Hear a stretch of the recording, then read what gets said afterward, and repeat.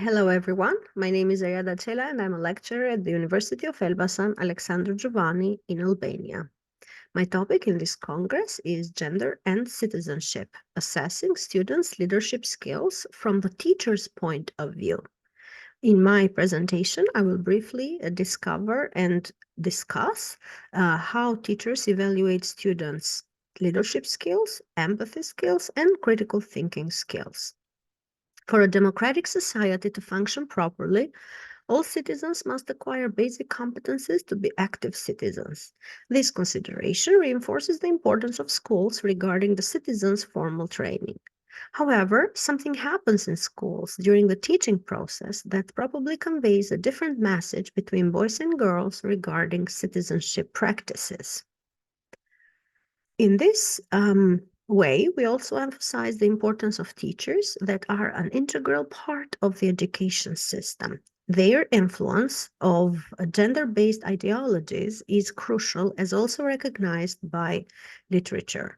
Gender competence is defined as the teacher's ability to recognize first and then neutralize gender-biased behavior as a crucial skill that teachers must possess.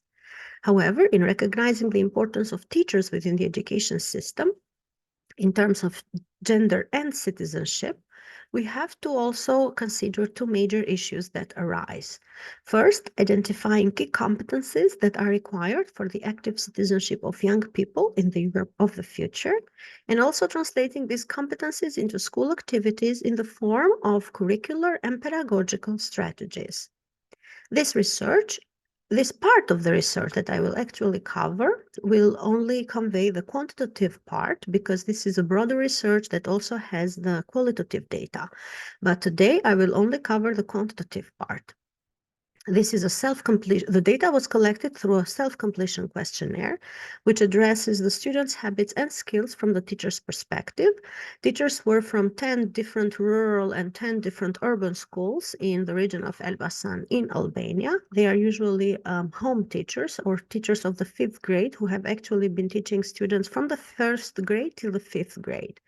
The two research questions that I will cover are there significant differences between students in terms of leadership skills, again, as witnessed and evaluated by teachers, and also who are assessed by the teachers as more skilled in terms of leadership, mainly boys or mainly girls?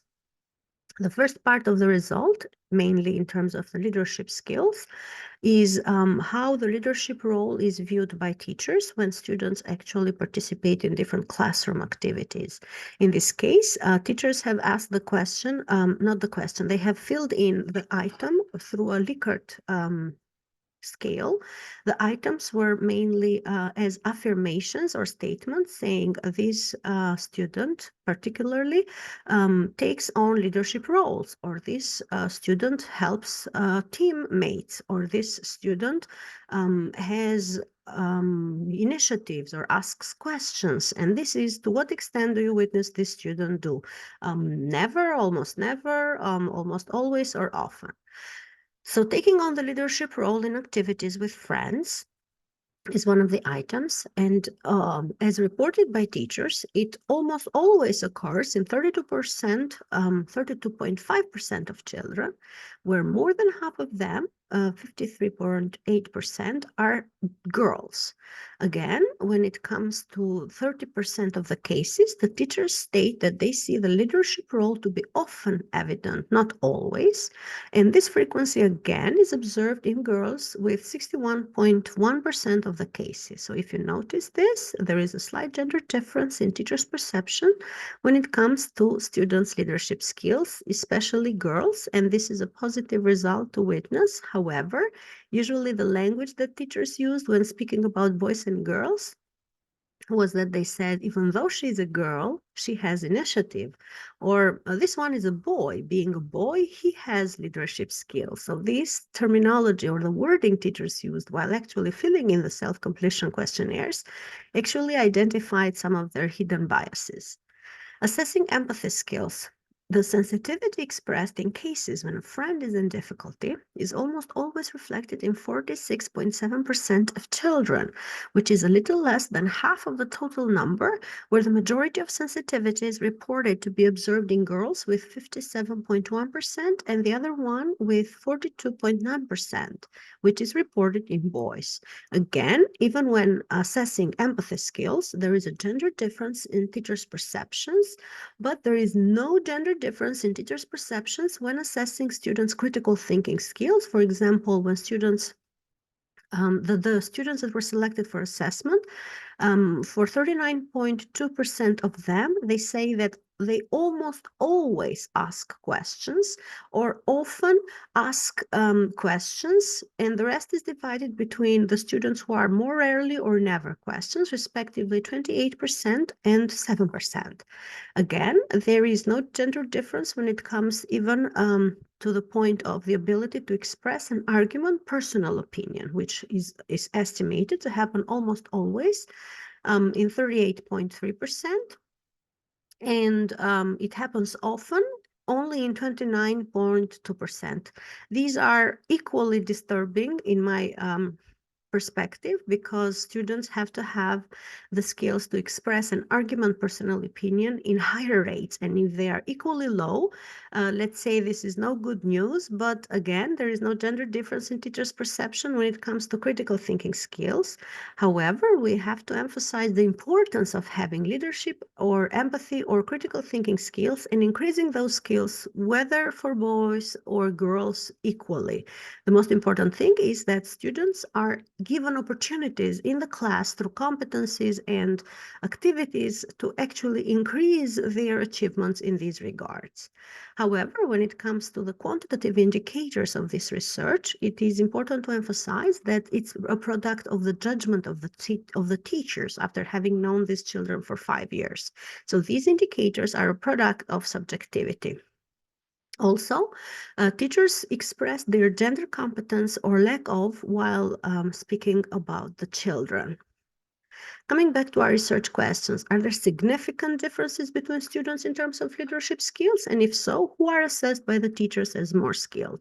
Even though statistically you might see a difference that has, let's say, higher numbers of girls having higher levels of citizenship skills, these differences are not significant, but again, it's part of what teachers perceive for students in their classes.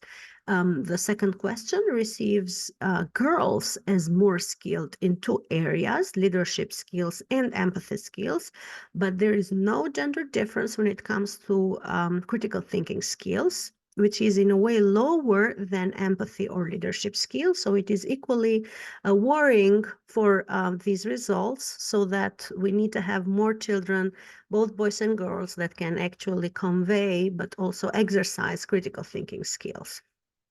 One conclusion of this result of this research is that gender inequalities started in childhood are later emphasized even more over time. So the change towards gender mainstreaming cannot be isolated only within the years of citizens' education, because even though at the age of 10 or 11, which is the fifth grade, girls might evidence higher moments of citizenship skills, especially in terms of leadership skills. What happens later in life might actually be detrimental, and we in Albania have lower numbers of women in decision-making power, in decision-making positions.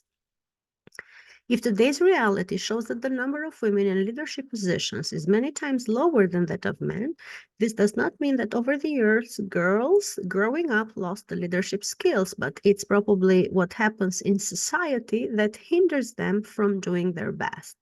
On the contrary, the small number of women in politics does not demonstrate the lack of capacities for women, but the presence of barriers against them.